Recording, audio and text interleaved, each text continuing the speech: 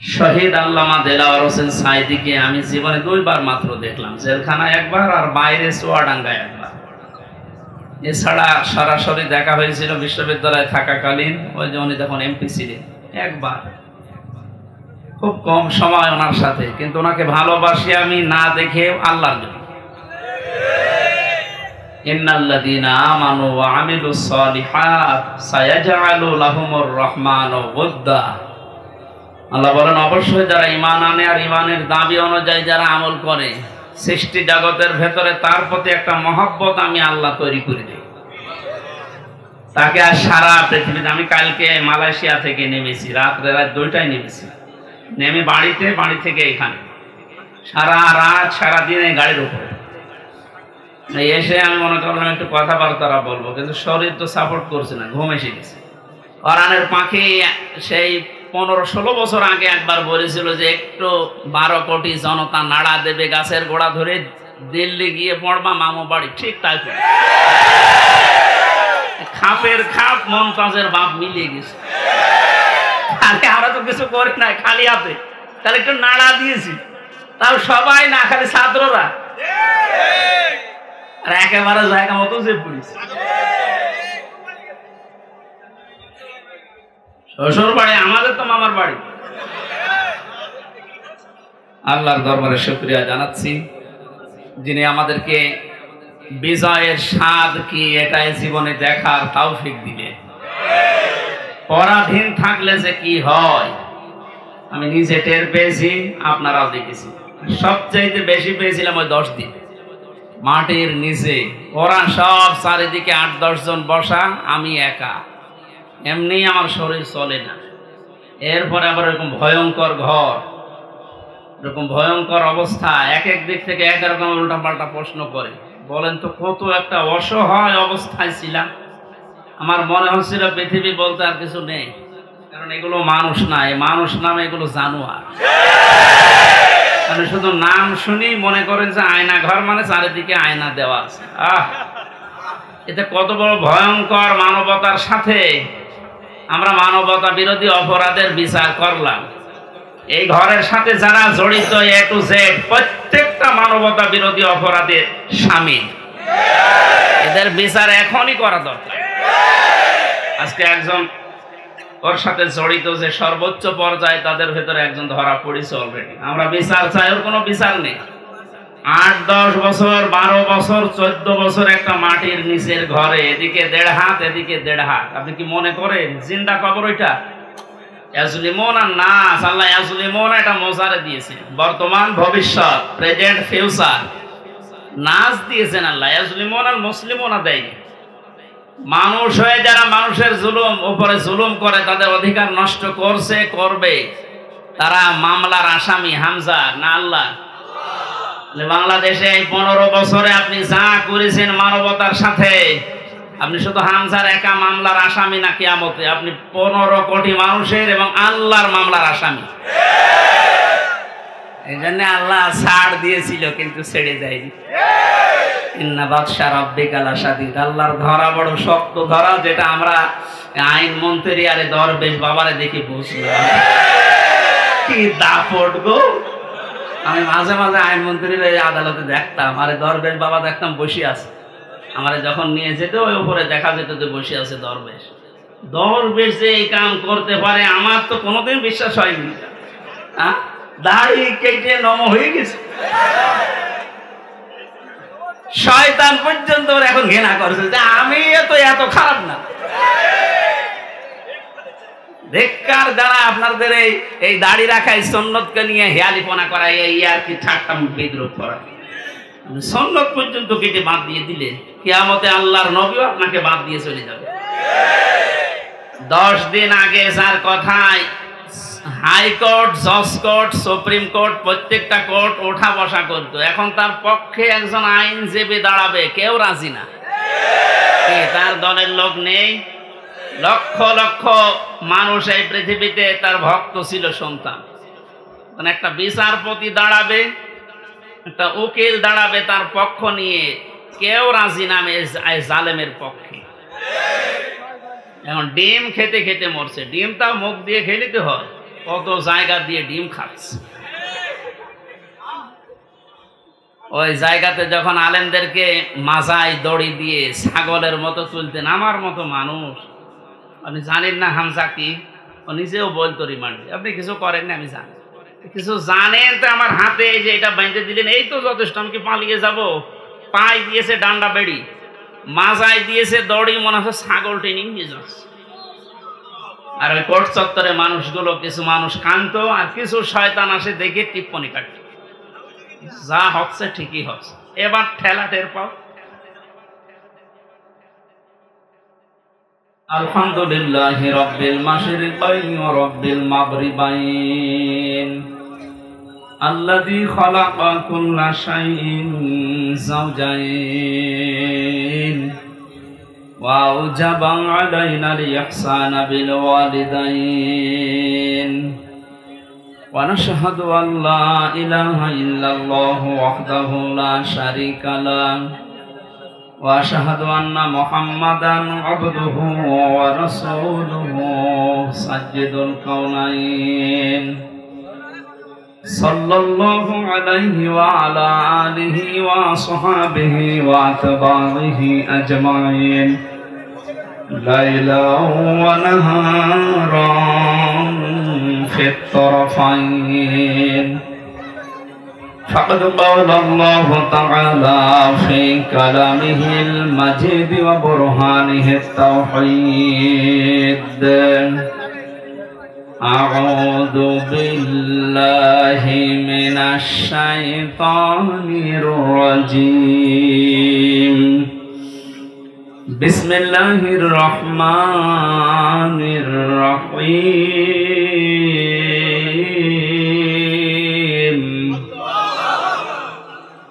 إذا جاء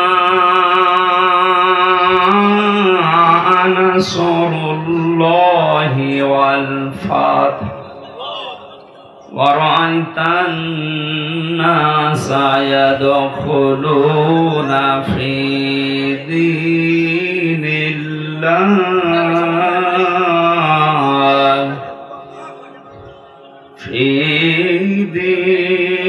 الله أفواجا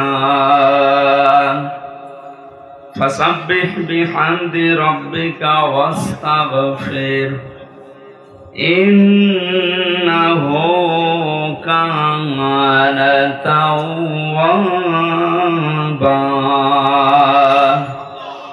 صدقت يا ربنا اللهم صل على سيدنا مولانا محمد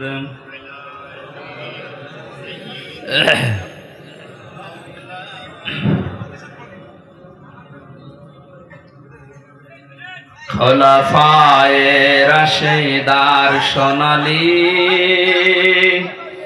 দিন কেন যে ফিরে আর আসে না, সকলে পেয়ে তার অধিকার, কেন যে মন খুলে হাসে না। ধূলির আসনে বসে ওমরে রাজ্য শাসন করেছে,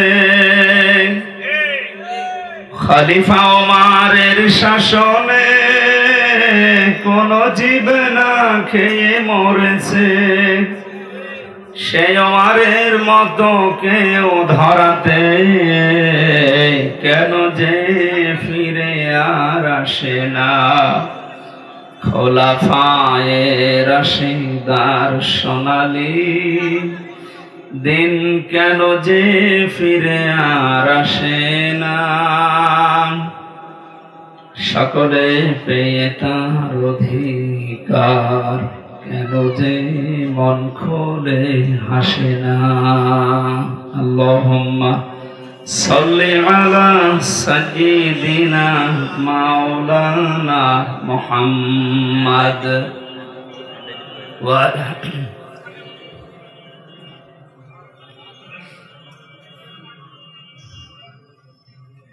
আলহামদুলিল্লাহ।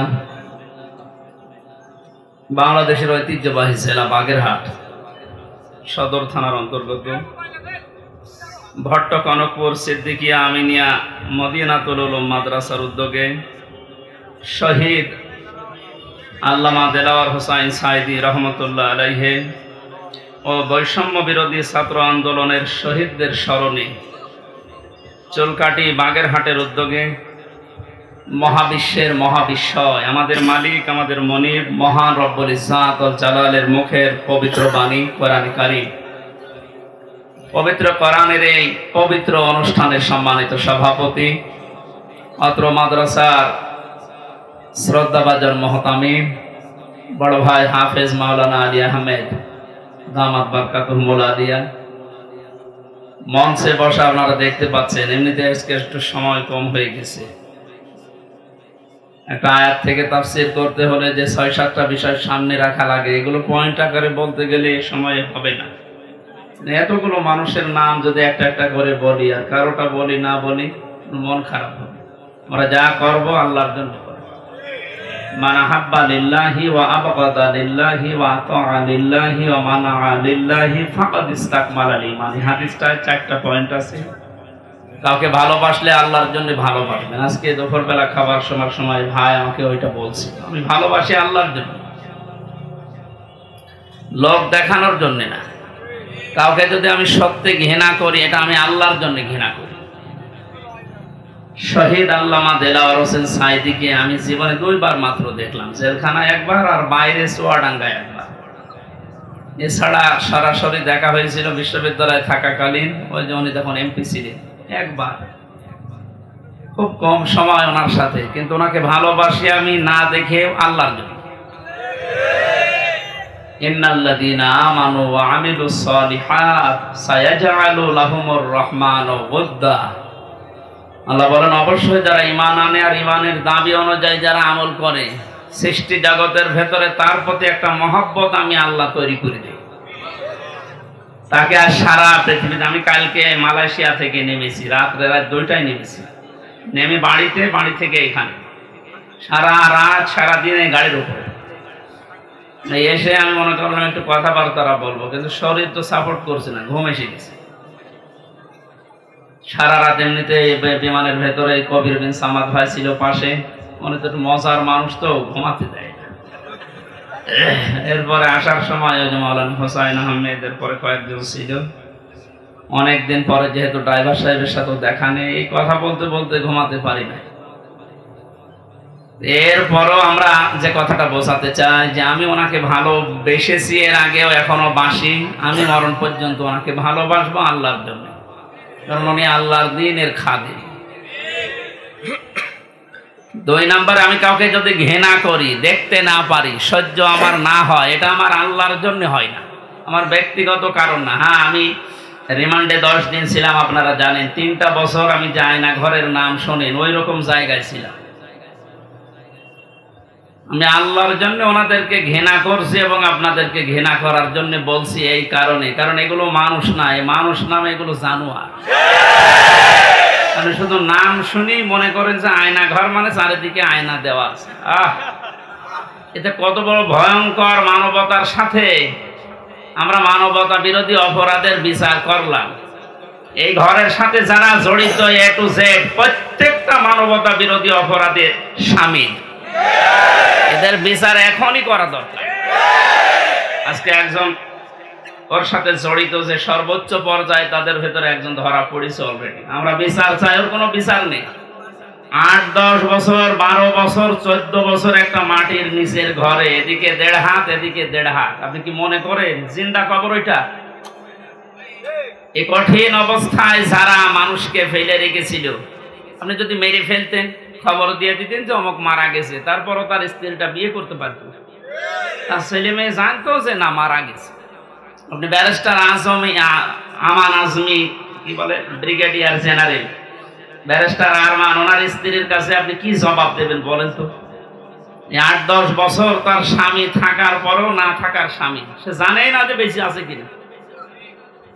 আজকে একটা ছবি ফেসবুকে সব পাশাপাশি ওনারা বসে আছে, দেখলাম, আমার কান্না চলে এসেছে যে মানুষ এরপরও কিছু মানুষ জালেমদের পক্ষে এখনো পর্যন্ত সাফাই গাচ্ছে।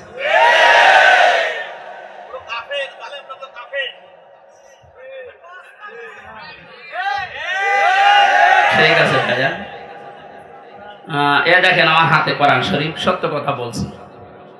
আল্লাহর কসম, আমি যে কষ্ট পেয়েছি 3 বছর, আমার কষ্টের কথা আমি আল্লাহর জন্য মাফ করে দিয়েছি, কিন্তু ওনারা যা করেছে ওটা মাফ পাওয়ার মতো না। ওনারা তো আমার শুধু শত্রু না, ওনারা মানবতার শত্রু, আল্লাহর শত্রু। রিমান্ডে আমার সাথে যে ব্যবহার করেছিল, আল্লাহর ভুল ধরতো মাঝে মাঝে। এই যে অফিসার গুলো ছিল কাউন্টার টেরোরিজমের, এই মেন দায়িত্বে যে লোকটা ছিল আসাদুজ্জামান, মনেরও তো আগে ছিল আমার সময় আসাদুজ্জামান, এরপরে এএসপি আতিকুর রহমান, শেখ ইমরান, এই বাগেরহাটে বাড়ি। এই মানুষগুলোর আচরণ আমি মানুষের পাইনি। রিমান্ডে আপনি আমার মামলার কথা জিজ্ঞাসা করে, যে বিষয়ে আমাকে মামলা দেওয়া হয়েছে ওইগুলো বলেন যে আমি কিছু পারি কিনা, দেখেন না আল্লাহর ভুল ধরে যে আল্লাহর এই কাজটা করা ঠিক হয়। ওরে আমি ভালোবাসবো না ঘৃণা করব? কার জন্যে? কারণ কি, এর আয়াতে হাদিসের পরে যে শব্দগুলো আছে, দেখে যে ব্যক্তি কাউকে কিছু দান করে সেজন্য আল্লাহর জন্য দান করে। এখানে 7 বার আমি আসার চেষ্টা করেছি, লক্ষ লক্ষ টাকা খরচ হয়ে গেছে, কিন্তু আমার উঠতে দেবে। এই জন্য এখানে যদি আপনি কিছু এই খরচটা তোলার জন্য দিয়ে যান, যে ড্রামগুলো দেওয়া আছে, জোর করে না, আল্লাহর জন্য দিয়ে যাবেন। কাউকে যদি কিছু না দেন যে আমি দেব না, তাও যেন আল্লাহর জন্য হয়। এই 4টা কথা যদিও সহজ, এটা কত কঠিন মানা, এখন সে বাস্তবতা চলে এসেছে। এই কঠিন অবস্থায় এই 4টা বিষয় আমরা যারা মেনে চলতে পারি, নবীজি বলেন ফাকাদ ইস্তাকমালাল ঈমান, সে তার ঈমানকে পরিপূর্ণ করে নিয়েছে। এই হাদিসটা আমাদের জীবনে আমল করার তৌফিক আল্লাহ যেন দান করেন, আমিন। মঞ্চে বসা আমার মাজলিসের এই বাগেরহাট জেলার শ্রদ্ধাভাজন সভাপতি, শ্রদ্ধাভাজন জেলা আমির সাহেব, এরপরে যে ভাই সে লন্ডন থেকে এসেছে, এই যে আমার আগে কথা বলছিলেন যে ভাই যতগুলো মানুষ এখানে এসেছে, আমার শ্রদ্ধাভাজন মামা শ্বশুর এসেছে আজকে আমার সাথে আমি বাগেরহাট দেখার জন্য। মাওলানা আলমগীর হোসাইন সহ নাম না জানা প্রত্যেকটি আলেমদের হায়াতে তজ্জেবা সিহাতে কুল্লিয়া কামনা করছি। ওয়ারাফা'না লাকা যিকরাক, আল্লাহ এদের মর্যাদা সম্মান আরো বাড়িয়ে দেন। সামনে বসা মুসলমান ভাইরা, পর্দার আড়ালে সম্মানিত মা এবং বোনেরা, প্রশাসনের ভাইরা, প্রাণপ্রিয় বাগেরহাটবাসী, আল্লাহর দরবারে শুকরিয়া জানাচ্ছি, যিনি আমাদেরকে বিজয়ের স্বাদ কি এটাই জীবনে দেখার তৌফিক দিবে। পরাধীন থাকলে যে কি হয় আমি নিজে টের পেয়েছি, আপনারাও দেখেছি। সবচাইতে বেশি পেয়েছিলাম ওই 10 দিন মাটির নিচে, ওরা সব চারিদিকে 8-10 জন বসা, আমি একা, এমনি আমার শরীর চলে না। এরপরে আবার এরকম ভয়ঙ্কর ঘর, এরকম ভয়ঙ্কর অবস্থা, এক এক দিক থেকে এক রকম উল্টাপাল্টা প্রশ্ন করে। বলেন তো কত একটা অসহায় অবস্থায় ছিলাম। আমার মনে হচ্ছিল পৃথিবী বলতে আর কিছু নেই। 11টা ঘন্টা আমার এই হাতের ভেতরে যে হ্যান্ডকাপ দিয়ে, ওটা ছাতা লাগালে এমনি কেটে যায়, চোখ কালা কাপড় দিয়ে বেঁধে মাটির নিচে ওই ঘরে, চারিদিকে শুধু পানির আওয়াজ শোনা যায়। এই উপরে 11 ঘন্টা আমার জোহর আসর মাগরিব এশার নামাজ পড়তে দেয়নি। আমি এশারায় পড়েছি, অজু আছে কিনা আছে, অজু করবো কোথায়? বলেন এই কঠিন অবস্থা বাংলাদেশের মতো জায়গায়। আর আমার চাইতে ভয়ঙ্কর ছিল তো ব্যারিস্টার আরমান, ব্রিগেডিয়ার ভাই আমান আজমি ভাই, এদের অবস্থা আরো কঠিন। আমি মাঝে মাঝে 7 মাস 8 মাস 9 মাসের কথা শুনতাম উপর থেকে, যাদের 7 তলায় 9 তলায় গম রেখেছিল। এই গম শব্দটা যদিও ছোট, এটা কত ভয়ঙ্কর জিনিস। আমি তো 7-8 মাস আমি জেলে আছি জানতাম, বাইরের মানুষও জানতো, আমার পরিবার। ওদের এই 8-9 বছর জানেই না যে বেঁচে আছি। আমারও গমের মতোই রেখেছিল, কারণ আমার কোনো যোগাযোগ ছিল না, বিচ্ছিন্ন। মার্ডার করে গেছে সে 2 দিন পরে 7 দিন পরে মোবাইলে কথা বলতে পারে বাড়িতে যে আমি আছি, আর আমার 8 মাস হয়ে গেছে, আমি জানি না যে বাইরে কেউ আছে কিনা। কারারক্ষীর কাছে একটু চিরকুট লিখে দিলে ওই যাবে আসবে, তারপরের দিন তার ডিউটি পড়বে, বাড়িতে যাবে, বাড়ি থেকে সংবাদ আসবে, সে আসতে আসতে মনে হবে সংবাদ বাসি হয়েছে। এই জন্য পরাধীন ছিলাম আমরা, এখন আলহামদুলিল্লাহ স্বাধীন হয়েছি। স্বাধীন হলে বিজয় পেলে মানুষ কি করবে, আজকের তেলাওয়াতকৃত আয়াতগুলোতে আল্লাহ জানিয়েছে। আমরা কোরআন থেকে নিতে চাই নাকি? মান ক্বালা বিহি সাদাকা, যারা কোরআন দিয়ে কথা বলে, নবীজি বলেন এরা সত্য কথা বলে। এই জন্য আমরা সত্য কথা শুনতে চাই এবং বলতে চাই কোরআন দিয়ে। ওমান আসতাকু মিনাল্লাহি কিলা, আল্লাহর চাইতে সত্য কথা কেউ বলে? আর ওমান হাকামা বিহি আদালা, যারা কোরআন দিয়ে বিচার করে এরা ন্যায় বিচার করতে পারে। সত্যি যদি কোরআনের বিচার ব্যবস্থা কায়েম হয়ে যায়, জালেম জারাস এরা যদি এদের বিচার দুনিয়ায় পেয়ে যায়, এদের উপকার আমাদের উপকার। কারণ জালেমের বিরুদ্ধে মামলা হামজার না, জালেমের বিরুদ্ধে মামলা কার? এটাকে আমি বানালাম। সূরা শূরা 25 নম্বর পারা 6 নম্বর পৃষ্ঠা 12 নম্বর লাইনে 42 নম্বর আয়াত। আল্লাহ পাক বলেন ইন্নামাস সাবিলু আলাল্লাযীনা ইয়াযলিমুনান নাস ওয়া ইয়াবগুনা ফিল আরদি বিগাইরিল হক উলাইকা লাহুম আযাবুন আলীম। এটা তাফসীরে ফি জিলালিল কোরআন। আমি জেলখানায় থাকতে যে তাফসীরগুলো দেখলাম তার ভেতরে এটা একটা, ফি জিলালিল কোরআন। জালেমরা বাস্তবতায় যা দেখলাম, এই জালেমগুলো জানে না যে জেলখানায় বসে বসে সাইয়্যেদ কুতুব এই জিলালিল কোরআন তাফসীর লিখেছে। এইটা জেলখানায় চলতে দেয়, অথচ সাইয়্যেদ আবুল আলা মাওদুদী রহমাতুল্লাহ আলাইহির ফি জিলাকি তাফহিমুল কোরআন ঢুকতে দেয় না। ও জালেমরা জানে যে ওইটা চাইতে ওইটা কত বড় কঠিন, আর ওর লিখাই হয়েছে জেলখানায় বসে ওটা পড়তে দিত। ওখান থেকে রেফারেন্স হিসাবে যেগুলো বলবো বেশিরভাগ ওখান থেকে, বাকিগুলো তাফসীর ইবনে কাসির। আল্লাহ পাক বলেন কিয়ামতের ময়দানে আমি আল্লাহ নিজে মামলা দায়ের করব, আমি নিজে কেস করব, নিজে অভিযোগ দায়ের করব তাদের বিরুদ্ধে যারা মানুষ হয়ে মানুষের উপরে অত্যাচার চালিয়েছে। ইয়াজলিমুনা নাস, আল্লাহ ইয়াজলিমুনা এটা মোজারে দিয়েছে, বর্তমান ভবিষ্যৎ, প্রেজেন্ট ফিউচার। নাস দিয়েছেন আল্লাহ, ইয়াজলিমুনা আল মুসলিমুনা দেয়নি। মানুষ হয়ে যারা মানুষের উপরে জুলুম করে, তাদের অধিকার নষ্ট করছে, করবে, তারা মামলার আসামি হামজা না আল্লাহ? বাংলাদেশে এই 15 বছরে আপনি যা করেছেন মানবতার সাথে, আপনি শুধু হামজার একা মামলার আসামি না, কিয়ামতে আপনি 15 কোটি মানুষের এবং আল্লাহর মামলার আসামি। আল্লাহর মামলার আসামিদেরকে আমরা এই মুক্ত স্বাধীন দেশে আর দেখতে চাই? কোনো দরকার নেই। শয়তান যেমন আল্লাহর গজব প্রাপ্ত, এগুলো আল্লাহর গজব প্রাপ্ত। শয়তান একজনের সাথে দোস্তি করেছিল, সারাদিন বন্ধুত্ব করার পরে সন্ধ্যাবেলা শয়তান ওরে ডাক দিয়ে বলছে, বন্ধু সারাদিন তো তোমার সাথে চললাম ফিরলাম খেলাম, আমি এখন আর থাকতে চাই না, আমি গেলাম। কেন? আমি তোমার সাথে থাকতে ভয় পাই। আমার সাথে থাকতে ভয় পাও? সারাদিন তো ছিলে, কে তুমি? আমার পরিচয় তো ওইভাবে আগে নাওনি, আমি হচ্ছে ইবলিশ, সুরত ধরে এসেছিলাম। ও তখন আশ্চর্য হয়ে বলে যে আপনি দূর হয়ে চলে যাবেন আমার কাছ থেকে, আপনার পরিচয় পেলে তো আমি দূর হতাম না। আমি যেতে চাই এই কারণে, কারণ আমি আল্লাহর একটা বিধান মানি নাই। এ কারণে আল্লাহ আমারে একটা সেজদা না মানার কারণে পৃথিবীতে পাঠিয়েছে, তাও লানত দিয়ে। আমার নাম মারদুদ, আমার নাম রাজিম, কত রকমের নাম আমার উপরে দিয়ে আল্লাহ আমার বিদায় দিয়েছে। আর আজকে 17টা সেজদা ফরজ ছিল তোমার প্রতি, একটা সেজদাও দাও না। আল্লাহ রাগ করে তোমার উপরে যে গজব নাযিল করবে, ও গজবে আমি শয়তানও পড়ে যাব।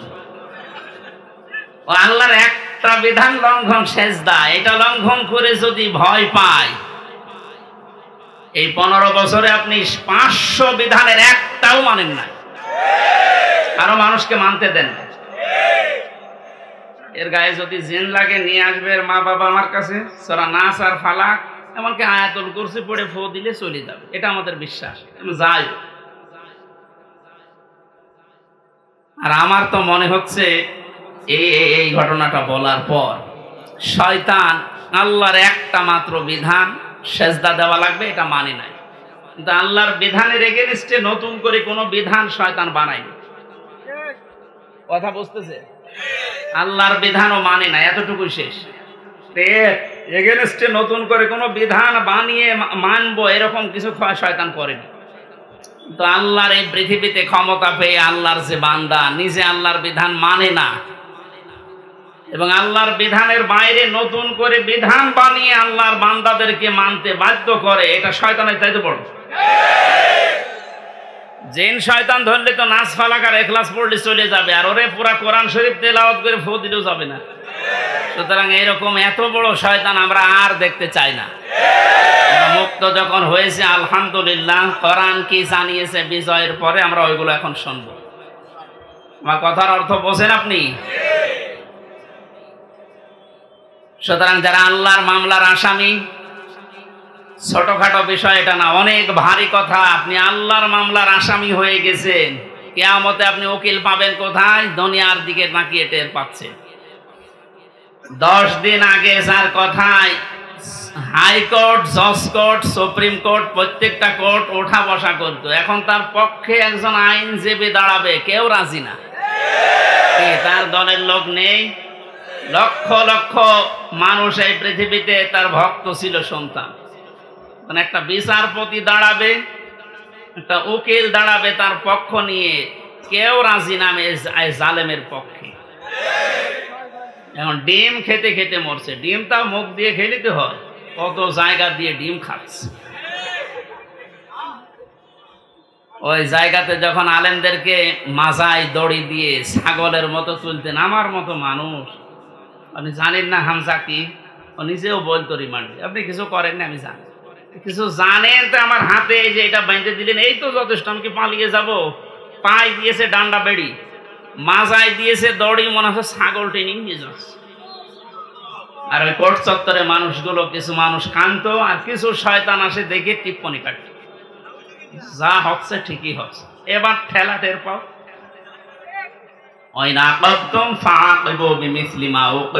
যতটুকু আপনার উপরে করা হয়েছে অতটুকু আপনি করেন, ওর চাইতে বেশি না। অতটুকু করলেও আপনি 15 বছর দুনিয়ায় বেঁচেও থাকতে পারবেন না। যা করেছেন যদি অতটুকু আল্লাহর ভাষায় আমরা করতে চাই, সত্যি আপনি পারবেন না। এদেশের বহু মেধাবী সন্তানেরা এই কোটার বিরুদ্ধে এমনি আন্দোলন করে না। বিশেষ করে এই 17 বছরের বাস্তবতা আমার জীবনে আমি যতটুকু দেখেছি, আপনি তাকান তো, অনার্স মাস্টার্স করার পরে বিশ্ববিদ্যালয়ে ফার্স্ট ক্লাস ফার্স্ট হওয়ার পরেও নেবে না, দলীয় পরিচয় পেছনে বিএনপি করে, শিবির করে, এইটা একদিন। আরে ওইগুলো না দেখে আমার মেধা আছে কিনা ওইটা দেখ। কত বড় জুলুমের শিকার বানিয়ে রেখেছিলেন এই ছাত্র জনতাকে বলেন। আল্লাহ এমনি এমনি নাড়া দেয়নি। কোরআনের পাখি সেই 15-16 বছর আগে একবার বলেছিল যে একটু 12 কোটি জনতা নাড়া দেবে, গাছের গোড়া ধরে দিল্লি গিয়ে পড়বা মামু বাড়ি। ঠিক তাই, খাপের খাপ মমতাজের বাপ মিলিয়ে গেছে। আমরা তো কিছু করি নাই, খালি হাতে, তাহলে একটু নাড়া দিয়েছি, তাও সবাই না, খালি ছাত্ররা, আর একেবারে জায়গা মতো যে পড়েছে। শ্বশুর বাড়ি আমাদের তো মামার বাড়ি।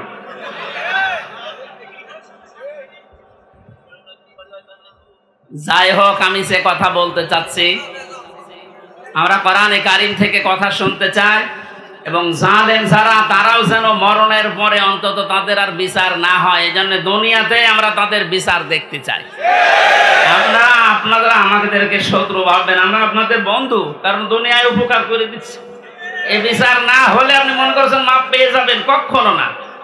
আল্লাহর কাছে যা করেছিলেন ওনাকে বলেন, উনি ইচ্ছা করলে মাফ করে দিতে পারে। কিন্তু হামজার সাথে ব্যারিস্টার আরমানের সাথে যা করলেন, এটা আমরা যতক্ষণ মাফ না করবো আপনি মাফ পাবেন না। কারণ আপনি আমাকে আর আরমানকে শুধু কাঁদিয়েছেন তা না, আমার স্ত্রীকে কাঁদিয়েছেন, আমার মেয়েকে কাঁদিয়েছেন। আমার ছোট মেয়েটা আজ পর্যন্ত আমার চেনে না, আমার কাছে আসে না, ভয়তে বলে যে ও হুজুর, ওরকম হুজুর বহু আসে। কারণ সে 8-9 মাস ওরে রেখে গিয়েছিলাম, 3 বছর পর, ওর এখন 4 বছর বয়স, ও জানবে কি করি?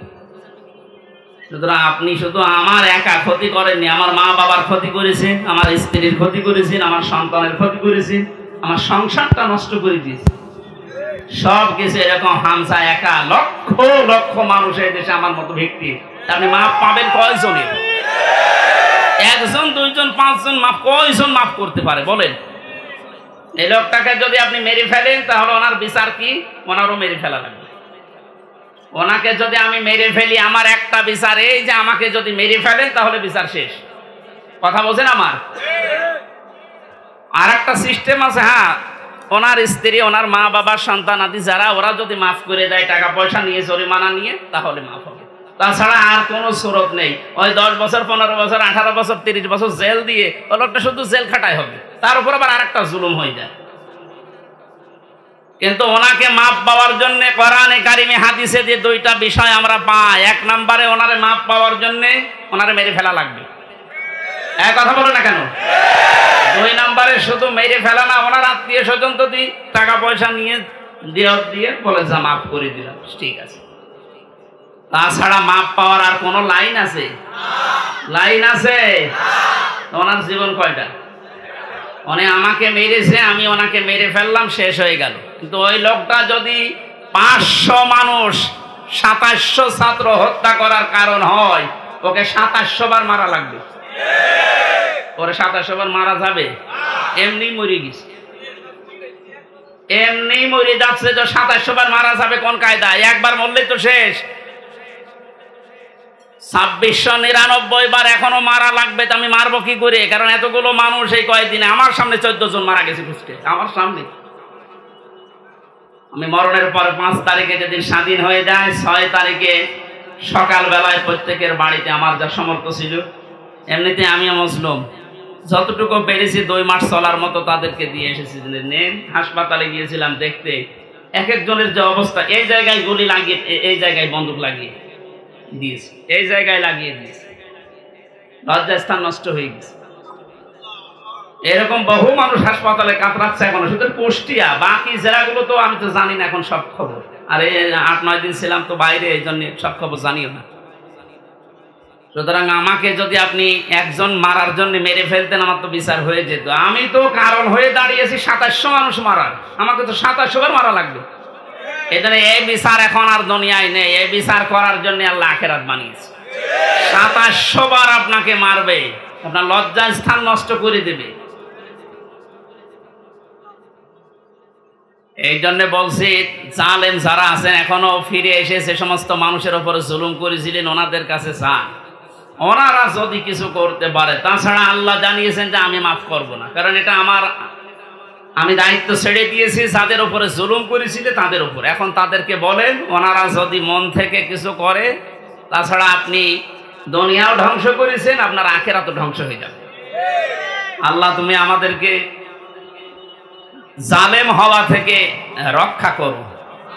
এই শব্দটা শুনতে যদিও সহজ মনে হচ্ছে, জালেম, এটা কত বড় নিকৃষ্ট আল্লাহর কাছে। কারণ জালেমদেরকে আল্লাহ বারবার কোরআনে জানিয়েছেন, আল্লাহু লা ইয়াহদিল কওমাজ জালিমিন, জালেমদের আমি পথ দেখাই না, হেদায়েত দেই না। আমরা যদিও অনেকে বলো হুজুর আমাদের কেন্দ্রীয় আমির বারবার দোয়া করে, তো দোয়া করে করবো কি? জালেমদের তো হেদায়েত হবে না, জালেমদের কোনো হেদায়েত নেই। আর জালেমকে ক্ষমা করে দেওয়ার অর্থ হচ্ছে মাজলুমের উপর অবিচার করা। আপনি কোনো দিন ব্যারিস্টার আজমির ব্যারিস্টার আরমানের স্ত্রীর কাছে মাপ পাওয়ার কথা না, সে মানুষ ছিল আপনার মতো। এরপরও বলছে আপনারা চেষ্টা করেন, যদি মাপ পান, না পাইলে বুঝবেন আপনার দুনিয়া আখিরাত ধ্বংস হয়ে গেছে। আল্লাহ তুমি আমাদেরকে মাফ করো, বলেন আমিন। কোরআনের বিচার যতদিন পর্যন্ত কায়েম না হচ্ছে, বসে থাকার, থেমে থাকার আমাদের কোনো সুযোগ নেই। যে যেখান থেকে আসি আমরা চেষ্টা চালাবো, চর্ম চোখে দেশে দেখতে চাই আল্লাহর কোরআন দিয়ে বাংলাদেশটা চলছে। কারণ আমরা তো দেখলাম যে বাবা চালালে কেমন লাগে, চাচা চালালে কেমন লাগে, স্বামী চালালে কেমন লাগে, বউ ভাবি সবাই চালিয়েছে, সবই দেখলাম যে কেমন লাগছে। একটা জিনিস এখন দেখতে বাকি আছে, যে কোরআন দিয়ে, আল্লাহর কোরআন দিয়ে রাষ্ট্র চালালে কেমন লাগে, এটা দেখতে বাকি আছে না?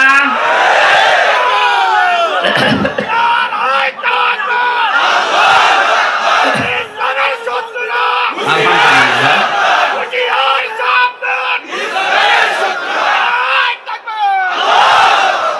এইটা দেখতে যখন বাকি আছে, আমি মুসাফির মানুষ, মাজলুম মানুষ এবং অসুস্থ মানুষ। তিনটা দোয়ায় কবুল হওয়ার কথা হাদিসে আছে, যে মজলুমের দোয়া কবুল হয়, মুসাফিরের দোয়া কবুল হয়, অসুস্থ মানুষের দোয়া কবুল হয়। সবাইকে নিয়ে মাগরিবের আগে আমি দোয়া করবো ইনশাআল্লাহ। সূরা নসরের তাফসীরটা করার পর আল্লাহ যেন চর্ম চোখে অন্তত এইটা দেখে যাওয়ার তৌফিক দেয় যে আমাদের এই দেশটা কোরআন দিয়ে চলছে। কি যে শান্তি পাবেন প্রত্যেক ধর্মের মানুষেরা, আমি বলে বোঝাতে পারবো না, আপনি পাবেন ইনশাআল্লাহ। আমাদের আমার হাকামা বিহি আদালা, যেহেতু নবীজি জানিয়েছেন কোরআন দিয়ে বিচার ফায়সালা করলে ন্যায় বিচার পাওয়া যায়। ন্যায় বিচার কি শুধু নাম শুনে ন্যায় বিচার পেয়েছি 17 বছর আমরা। আমার এই ঠনকো মূল্য চুরি মামলা দিয়েছিল, আমার মামলা খুব কঠিন না, মূল্য চুরি করলে যা হয় ওই রকম একটা। সেই মামলা আমার 30-32 বার হাইকোর্টে ওঠে, সিএম কোর্ট, জজ কোর্ট, হাইকোর্ট, তিনবার হিসাব করে দেখেন 30 থেকে 33 বার উঠেছে। না, হবে না। আর এদিকে প্রতিদিন আপনি টিভির সামনে বসে বলি ছড়ান যে আমরা ন্যায় বিচার কায়েম করছি। এই ন্যায় বিচারের একটা নমুনা যা করেছেন বিচার ব্যবস্থায়, যাদেরকে বসিয়েছেন প্রত্যেকটা অবিচার করেছে। আর আমার 164 যে ম্যাজিস্ট্রেট নিয়েছিল, ওই শয়তানকে আমি জেলখানে যাওয়ার 3 মাস পরে দেখি ও ভেতরে ঘুরে বেড়াচ্ছে। এখানে কেন? ও আমার বেকার এই সমস্ত বিষয়গুলো লিখে মানে একেবারে জালিয়াতি করে সই করিনি। বলছে হুজুর আপনি মাত্র কিছুক্ষণ পরে বেরিয়ে চলে যাবেন, কারণ আমি 164 বুঝতাম না। ওইসব লাইনের লোক আমরা, এই সিটারি বাঁটমারি এই 2 নাম্বারই করে বসে খালি সই করে দেন, নিচে আপনার ছোট ছোট মেয়েরা কাঁদতেছে আমি জানি, আপনি চলে যাবেন।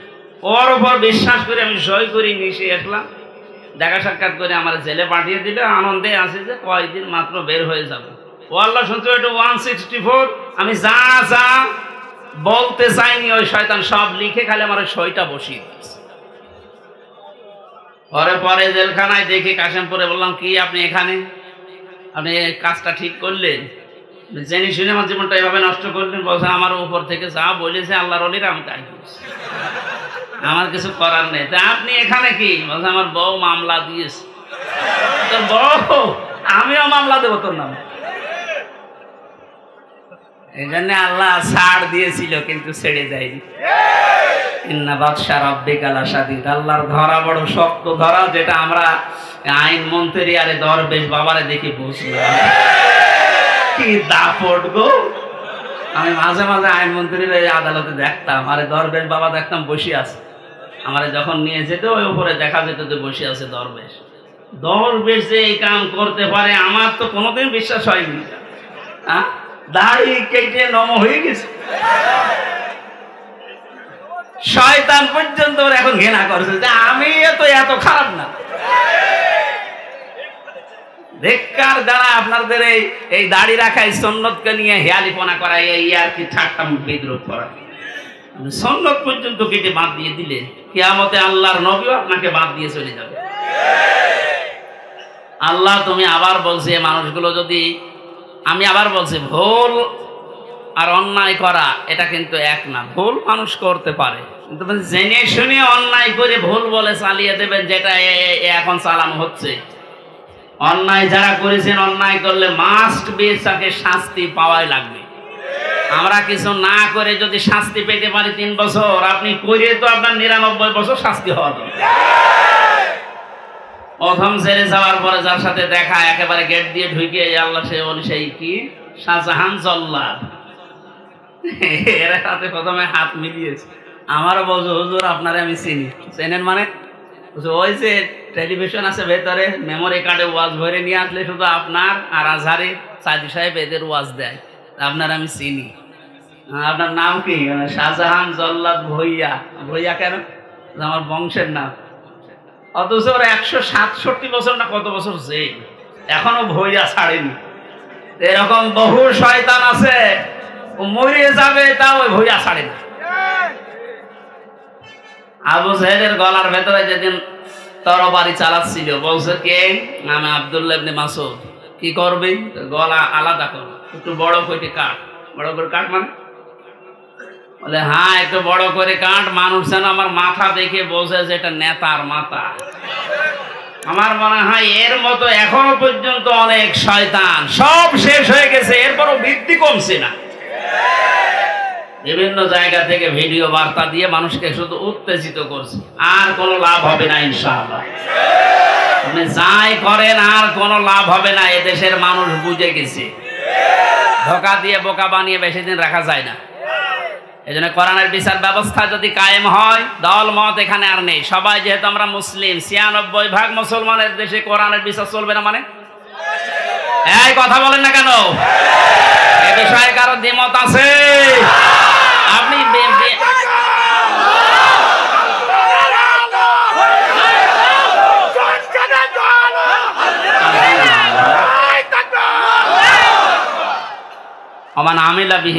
যারা কোরআন দিয়ে আমল করবে, কিয়ামতে আল্লাহ নিজে তাদেরকে পুরস্কার দান করবে। আল্লাহ রাব্বুল আলামিন কোরআনের আমল করার মাধ্যমে পুরস্কার যেন আমাদেরকে দান করে। দুঃখজনক হলো সত্য, 500 আমল আছে কোরআনের। কয়টা? এই দেশে এখন একটাও নেই। সামনে আস্তে আস্তে আমরা 500টা আমলই চালু করব কোরআন দিয়ে ইনশাআল্লাহ। আমান দাআ ইলাইহি হাদা। নবীজি বলেন, তুমি যদি হেদায়েতের উপরে থাকতে চাও, বড় সোব্বা গায়ে দিলে, পাগড়ি মাথায় দিলে, আর রুহুল আমিন ভাইয়ের মতো এরকম মোটা হলে হেদায়েতের উপরে থাকা যাবে? হেদায়েতের উপরে থাকতে হলে কোরআন দিয়ে ডাকা লাগবে। আমান দাআ, একালিফটা আন আছে, দাআ ইলাইহি হাদা। কেউ যদি হেদায়েতের উপরে থাকতে চায়, সে যেন মানুষকে কি দিয়ে ডাক দেয়? তাহলে আজকে থেকে আমার দাওয়াতি কাজের মেন টার্গেট হবে কি বলেন তো? নবীজিকে পর্যন্ত আল্লাহ আদেশ দিয়েছেন, ইয়া আইয়ুহার রাসূল বাল্লিগ মা উনজিলা ইলাইকা মির রাব্বিক। হে রাসূল, আপনি তাবলীগ করেন, প্রচার করেন, দাওয়াতি কাজ করবেন কি দিয়ে?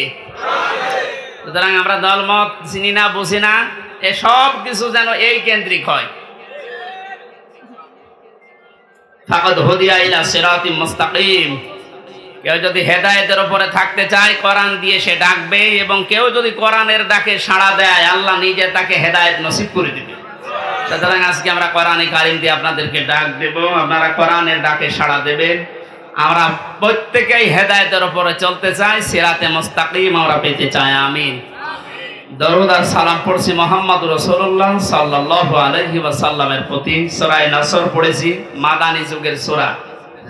কোরআন শরীফে 3 আয়াত বিশিষ্ট 3টা সূরা আছে, আসর, নসর আর কাউসার। কয়টা বলেন তো? নসর মানে সাহায্য, নসর মানে কি? আর নাসর মানে ঈগল। নুন সাদ র, নাসর মানে সাহায্য, নুন সিন র, নাসর মানে ঈগল পাখি। এজন্য এখানে যারা তেলাওয়াত করেন এই সূরাটা নামাজে একটু মুখ গোল করে পড়বেন। আল্লাহ পাক বলেন, ইযা জা আনাসরুল্লাহি ওয়াল ফাত। যখন আল্লাহর সাহায্য আসবে তখন আপনি বিজয় দেখতে পাবেন। যদি আপনি ইযা জা আনাসরুল্লাহি ওয়াল ফাত বলেন সিন দিয়ে, যখন ঈগল পাখি আসবে তখন বিজয় পাবেন। পুরা মানে উল্টিয়ে যাচ্ছে। এজন্য একটু খেয়াল করে শব্দগুলো উচ্চারণ করবেন। যেহেতু এটা মাদ্রাসা আপনারা বানিয়েছেন, এলাকার মানুষেরা, আপনাদের একটা সুন্দর অন্তত ব্যবস্থা আছে। এই মসজিদ মাদ্রাসা দিয়ে শুধু ছাত্র ছাত্রী না, এখানে বয়স্ক শিক্ষা চালু করে যারা পড়তে পারেন না তাদেরকেও নিয়ে আসেন, 2-3টা একটা ব্যাচ করে দেন। আমার গ্রামের বাড়ি কুষ্টিয়ার হালসা। আমি একবার যেয়ে দেখি মানুষ নামাজে একেবারেই নেই। গ্রামে তো যেতামও কম। মহসিন সাহেবকে বললাম, মানুষজন বহুত মানুষ নামাজ পড়ে না। নামাজ পড়ে না এটা এদের দোষ না, এই দোষ আমার। কারণ নামাজ যে কি এটা এরা জানে না, আর নামাজের ভেতরে যে আসলে কি পাওয়া যায় এটা তো এরা বোঝে না। দেখেন আমি ওই ব্যবস্থাটা করে দেই, তখন আর এই 2-5 জন না, কমপক্ষে এই মসজিদে 500 মানুষ, ধরো 400 মানুষ চলে আসবে। 2 জন উস্তাদ রেখেছিলাম, নিজের টাকা যা আসতো সব দিয়ে বললাম যে আপনারা পড়েন। মাগরিবের পর থেকে বাবার বয়সী লোক যারা কাজ কাম নেই, সারাদিন মাঠে ঘাটে খাটে, বললাম পড়েন, কিচ্ছু দেওয়া লাগবে না, সব খরচ আমার, আপনারা শুধু কোরআনটা শেখেন। বলা 2-3 মাস যাবার পরে দেখি মসজিদের চেহারা পাল্টিয়ে গেছে। কিন্তু মাঝখান থেকে যে আমার জীবনে একটা কালো মেঘ নেমে আসলো, ওই গেলাম, ধরে নিয়ে গেল। 3 বছর এই যে বন্ধ হয়ে আছে, এখনো চালু করতে পারি নাই, আবার সামনে করবো ইনশাল্লাহ। আমি দেখেছিলাম মাত্র 2-2.5 মাসের ব্যবধানে কত মানুষ এই যে নামাজে, তখন তাদেরকে পিটিয়েও আপনি দূর করতে পারবেন না। সুতরাং এখানে মাদ্রাসা মসজিদ বানিয়েছেন বয়স্কদের জন্য, মাগরিব থেকে এশা, এশা থেকে আরো রাত 9টা 10টা পর্যন্ত কোরআন কেন্দ্রিক আসেন সবাই, দলমত নির্বিশেষে। তখন আপনাকে কোরআনে কারিম নিজেই হেদায়েত দিয়ে পথ দেখিয়ে দেবে। এই জন্য তেলাওয়াত শুদ্ধ করা দরকার। এখানে বহু মানুষকে আমি দেখি, একটু বলেন তো ভাই, 7টা আয়াত পড়ে সূরা ফাতিহার 7টায় ভুল পড়ে, অথচ 10 বছর নামাজ পড়ছে না। এটা তেলাওয়াত শুদ্ধ করা দরকার। আল্লাহ পাক জানিয়েছেন, ইদা জাআ নাসরুল্লাহি ওয়াল ফাত, যখন আসবে আল্লাহর সাহায্য তখন আপনি বিজয় দেখতে পাবেন। এতদিন পর্যন্ত আমরা আল্লাহর সাহায্য কি এটা পাইনি, এজন্য বিজয়ও পাইনি। বদরের ময়দানে বিশ্বনবী মাত্র 80 জন মানুষ নিয়ে গিয়েছিলেন, না 313 জন, আর ওদের ছিল 1000 এর উপরে। আল্লাহর পক্ষ থেকে আল্লাহ সাহায্য পাঠিয়েছিলেন, এই জন্য মহান আল্লাহ ওই সময় তাদেরকে বিজয় কি দেখিয়েছিলেন। আবু জেহেলের মতো এত বড় লিডারকে আল্লাহ ওই দিন দুনিয়া থেকে লাঞ্ছিত অবস্থায় বিদায় দিয়েছেন।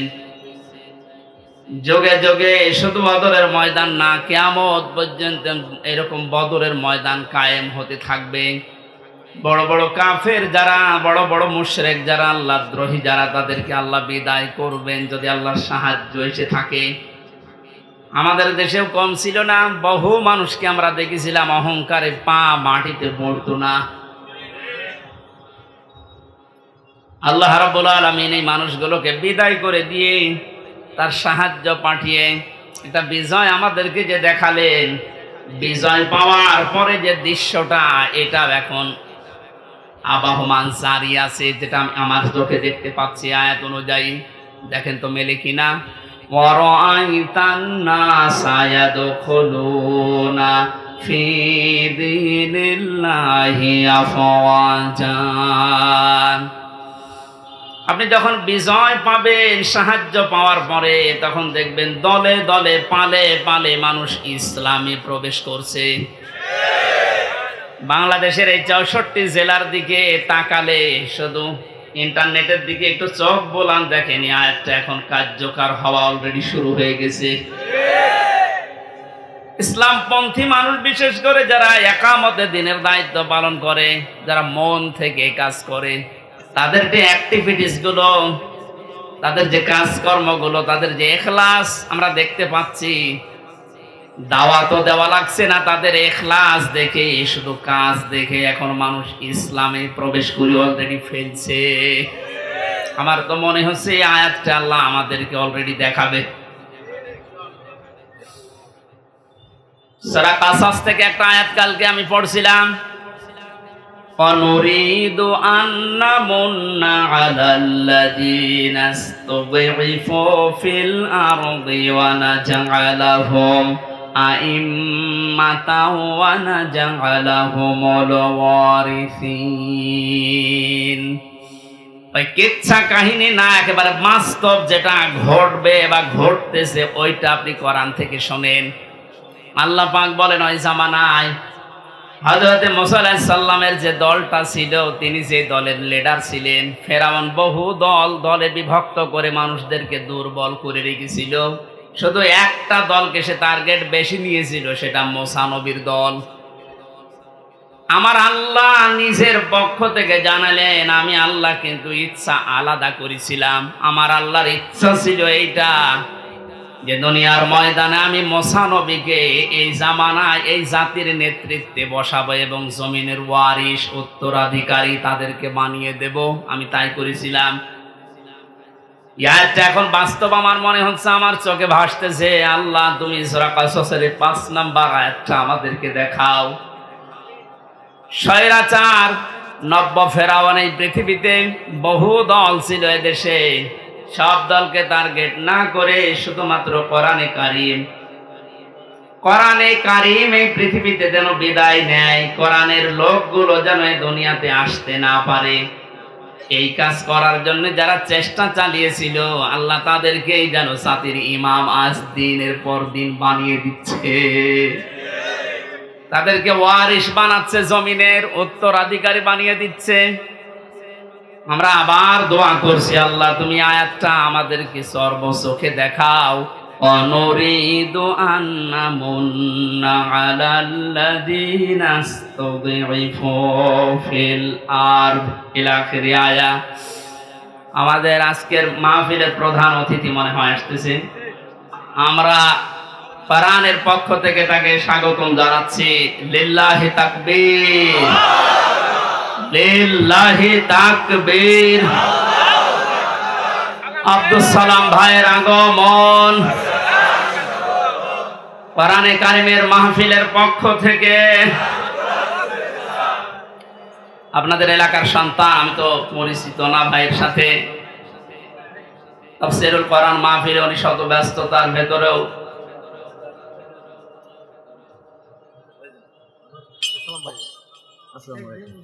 স্বাধীন বাংলাদেশের যে স্বাদ এখন আমরা পাচ্ছি, সেই দেশে উনি এসেছেন, আলহামদুলিল্লাহ। সালাম ভাই পরে একটু পরে কথা বলবো ইনশাল্লাহ। আমরা আয়াতটা শেষ করিনি। আপনারা আছেন তো? পারিবারিক জীবন নিয়ে যে বইটা আমি লিখেছিলাম, ওই বইটা আমি নিয়ে এসেছি। ওইটা আপনারা যাবার সময় গেটে আছে আমার গাড়িতে, ওই ডানের গেটে নিয়ে যাবেন, কাজে লাগবে স্ত্রীদের জন্য। আমি ওইদিকে যাচ্ছি না, ওটা লিখেছিলাম জেলখানার দৃশ্যগুলো দেখে। আজকে আমাদের মাহফিলে যিনি এসেছেন প্রধান অতিথি হিসাবে জনাব এম এ সালাম ভাই, উনি আর কিছুক্ষণ পরে আপনাদের সামনে দোয়া নেবেন, কথা বলবেন। আমরা আয়াতটা শেষ করি, যেহেতু তাফসীরুল কোরআন মাহফিলে। কোরআনের আয়াতের দিকে তাকালে আমি যেটা দেখতে পাই, ইয়াদখুলুনা এটা মুজারে, বর্তমান ভবিষ্যৎ, প্রেজেন্ট ফিউচার। ফি দীনিল্লাহ, আল্লাহর দ্বীনের ভেতরে। বলেন তো দিন কার? আল্লাহ। দিন কি আমির হামজার, এম এ সালামের? কার? দিন আল্লাহর। বলেন দিন কার? দিনের মালিক এই পৃথিবীতে কেউ না, এমনকি বিশ্বনবী মুহাম্মদ রাসূলুল্লাহ দিনের মালিক ছিলেন না, তিনি দিনের খাদেম ছিলেন। কি ছিলেন বলেন তো? আমরাও দিনের কি? খাদেম। সুতরাং আমরা খেদমত করে যাব দিন ইসলামের, দিনের আল্লাহর এই দিনকে আমরা জমিনে জিন্দা রাখার জন্য চেষ্টা চালিয়ে যাব। কারণ খাদেমের যে কাজ, কামলার যে কাজ, আমরা সেই দায়িত্ব নিয়েছি। আমরা যেন চর্মচোখে অন্তত এটা দেখতে পাই যে আল্লাহর দিন এই জমিনে কায়েম হয়ে গেছে। যেহেতু সেই পর্যায়ে আস্তে আস্তে আসতেছে, এখন আনন্দ বিজয় কিভাবে উল্লাস করবেন, উদযাপন করবেন, আল্লাহ কোরআনে কারিমে সূরা নাসরে জানিয়েছেন, ফাসাব্বিহ বিহামদি রাব্বিকা ওয়াস্তাগফির। আল্লাহর সাহায্য এবং বিজয় যখন আসবে, তখন আপনি ইস্তেগফার করেন আর হামদ প্রকাশ করেন, তাসবিহ করেন। এখানে তাসবিহ কি? এক একটা সৃষ্টি জগতের তাসবিহ হামদ এক এক রকম। গাছের হামদ হচ্ছে সকালে আর বিকালে ছায়াটা লম্বা করে দিয়ে সেজদা দেওয়া, এটা তার হামদ, তার প্রশংসা। সৃষ্টি জগৎ যে যেখানে আছে ওইভাবে প্রশংসা আদায় করে। আমাদের প্রশংসা আদায় করার মাধ্যম কি? আমাদের যদি হামদ প্রকাশ করা লাগে, একেবারে টোটি পর্যন্ত খেয়ে আলহামদুলিল্লাহ বললাম হয়ে গেল না, এটা না। আপনি এটা খাবারের পরে যে শক্তি অর্জন করলেন, আপনার মেধা, আপনার যোগ্যতা, যা যা পেলেন, এইটা আল্লাহর দিন এই পৃথিবীতে জারি করার জন্য, প্রচার করার জন্য, কায়েম করার জন্য আপনি ব্যয় করবেন, এটা হচ্ছে হামদ। আল্লাহ এই হামদ করার তৌফিক এখন আমাদেরকে দেন। ওয়াস্তাগফির, ইস্তেগফার করা। পূর্বের যে সমস্ত অপরাধগুলো করেছি, সামনে আর করব না, সচেতন হয়ে যাব, এই হিসাব নিকাশ করে আমরা ইস্তেগফার করব আল্লাহর কাছে। এই এদিকে তাকান, ইস্তেগফার আর তাওবা এই দুইটা জিনিস কিন্তু এক না। আপনি সব সময় ইস্তেগফার করতে পারেন, আস্তাগফিরুল্লাহ আস্তাগফিরুল্লাহ আস্তাগফিরুল্লাহ পড়তেই পারেন সব সময়। সবচাইতে আল্লাহ বেশি খুশি এই শব্দটা শুনলে, যে আস্তাগফিরুল্লাহ, হে আল্লাহ আমি ক্ষমা চাই। আর তাওবা জিনিসটা আলাদা। এই দুইটা শব্দের অক্ষরগুলো এক না। তাওবা লিখতে হলে, ইস্তেগফার লিখতে হলে শব্দগুলো এক না, আবার ভাব অর্থ এক না, এবং বাস্তবে সাংবিধানিক অর্থ, পারিভাষিক অর্থ এক না। ইস্তেগফার সব সময় আপনি করেন, তাওবা করলে কি হয়? পেছনের অপরাধ শুধু মাফ হয়ে যায় না, ওই জায়গাটা আল্লাহ নেকি দিয়ে ভরাট করে দেয়। আল্লাহ এখানে জানিয়েছেন ওয়াস্তাগফির, হে নবী আপনার উম্মতদেরকে বলেন যারা, তারা যেন বিজয় পেলে লাফালাফি না করে, আনন্দ উল্লাস করতে গিয়ে আল্লাহর বিধানের বাইরে চলে না গিয়ে তারা যেন ইস্তেগফার করে, তাওবা ইস্তেগফার এগুলোর ভেতরে নিমজ্জিত থাকে। ইন্নাহু কানা তাওয়াবা, অবশ্যই তিনি তওবা কবুলকারী, ইস্তেগফার করলে তাকে মাফকারী। আল্লাহ এই আয়াতগুলো চর্মচোখে আমাদেরকে দেখার তৌফিক দিন, আমিন। আমাদের প্রধান অতিথি, আমি তো পরিচিত না ভাইয়ের সাথে, আজকে দেখলাম মনে হয় বাগেরহাট মাটি ও মানুষের সন্তান, আপনাদের সামনে দোয়া নেওয়ার জন্য তাফসীরুল কোরআন মাহফিলে আজকে এসেছে এই মাদ্রাসা ময়দানে। ভাইয়ের জন্য, ভাইয়ের মুখ থেকে কয়েকটা কথা শোনার পরে আমরা মোনাজাতের মাধ্যমে, যেহেতু মাগরিবের নামাজও কাছাকাছি আর আমার যেতেও হবে অনেক দূর, সেই কুষ্টিয়ায় মালয়েশিয়া থেকে এসে বাড়িতে খালি দেখা করে চলে এসেছি। ওর সাথে যে কিছুক্ষণ সময় দেবো সে সময়ও পাইনি, এই জন্যে রাগারাগি করছে যে খালি বারে বারে থাকেন, আমার আর দরকার নেই, থাক আমি আসতেছি। এই জন্য চলে যাবো, দোয়া চাচ্ছি ভাইয়ের জন্যে। আমার বইটা আছে, ওই গাড়িতে যাওয়ার সময় নিয়েছেন, এটা একটু দেন ভাইকে।